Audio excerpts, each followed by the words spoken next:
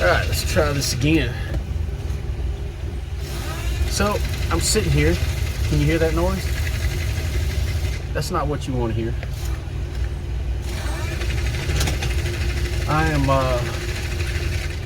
getting a flat changed. And this is a good time to do a video about this because I get asked this question quite a bit. If you're doing power only and you have a flat or if something goes wrong with the trailer, do you have to pay for it? And the answer is no. Not unless you backed over something or ran the trailer in a ditch or something, but for the most part, like these flats and little things like that that go wrong, it's the carrier's responsibility. I keep wanting to call in the middle of a video. I love it when these people. I come to this truck stop a lot, and people come in through the exit all the time.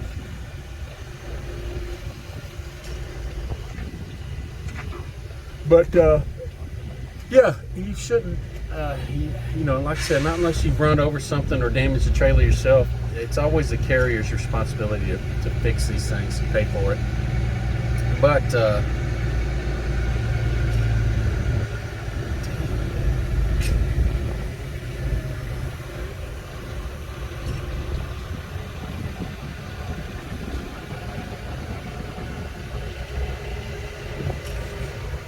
man, people know.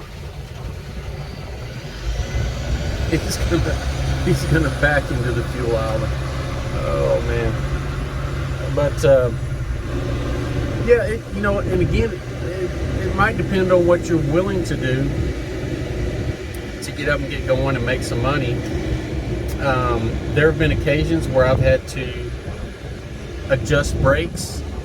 When you pick up some of these trailers out in the oil field, they've been sitting there for years, and what these guys do out there, since they don't have a truck with the airlines on them, they will adjust the brakes so that they can pull that thing around with a piece of equipment and there's no brakes on it. So it's not a very difficult thing to learn how to adjust those brakes. It takes 10 minutes if you're willing to do it and crawl under there. Sometimes, maybe muddy or something like that, you don't want to do it. But again, I carry a couple of different types of little bulbs on the truck. Just to make things legal. There was an occasion I picked up a trailer. Well, went to pick up a trailer. It had no brakes, no tags, no lights, and on top of that, the guy argued with me. He said, "Well, I just had a driver deliver that a couple weeks ago over there, and he didn't say nothing about it." That will, people will do that. They travel 100 miles and pick up this trailer, and they just hook up to it and go. They don't do a pre-trip or anything. And then when you do a pre-trip, the agent's questioning you. But so like this one here had a blowout.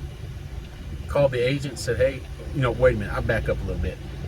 The first thing I always do, no matter what, is email the agent saying, "I have this problem with the trailer."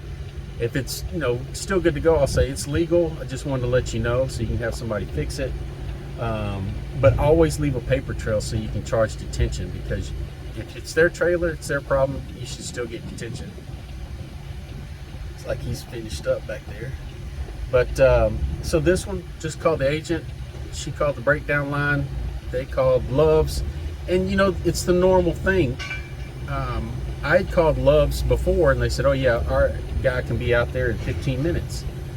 But what happens is, so the carrier calls Love's and schedules, everything, and then Love's has to call the agent back after a while and get them to approve buying a tire.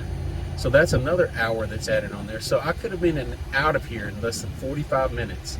But the tire approval, it's just, no matter where you're at, you go through the same crap. But yeah, I've been here about 2.5 hours now, and looks like he's all done back there.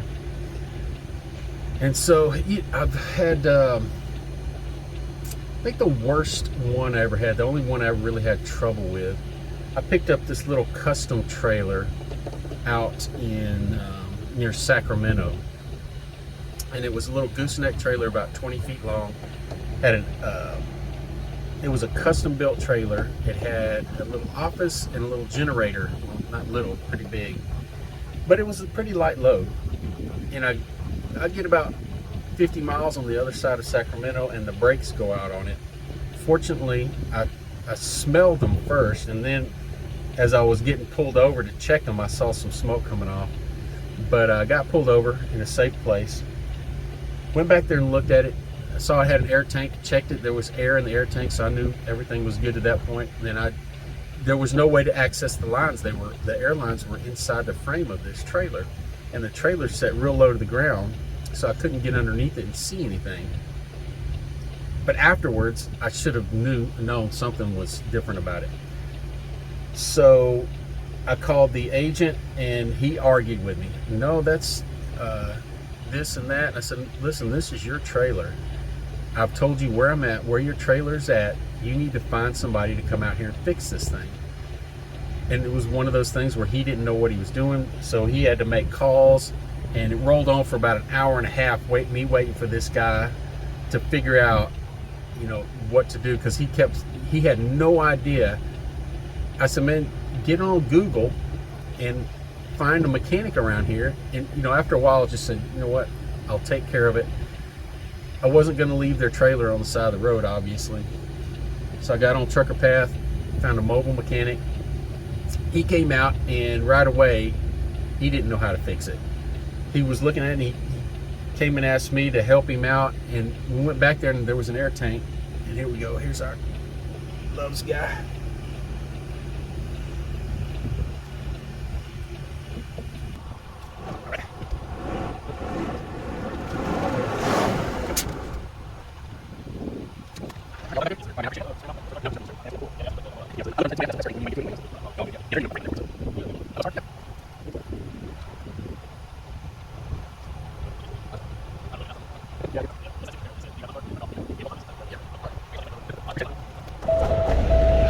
So, nice guy, man. I worked his butt off. He weighs about 120 pounds, so I should have gave him a tip.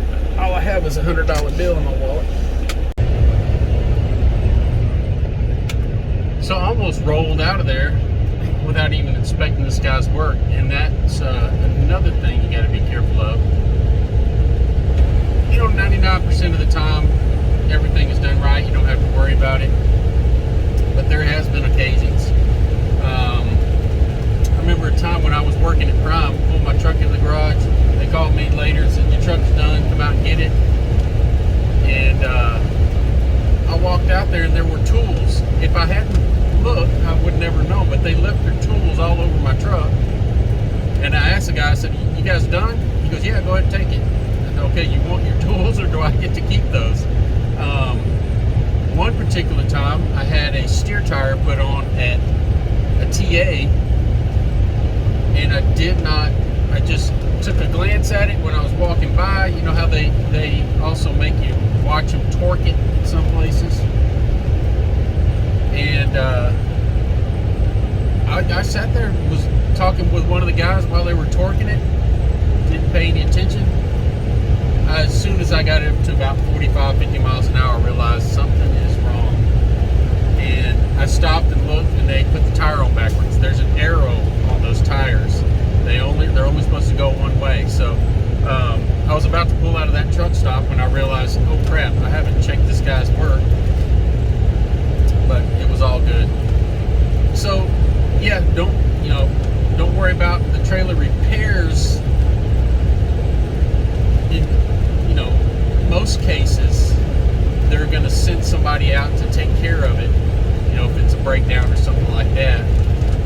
But there might be those occasions when you don't want to deal with buttholes that don't know their job, and you just want to get on the road. You have a load that's paying $5,000, and you need something fixed. It might cost $150.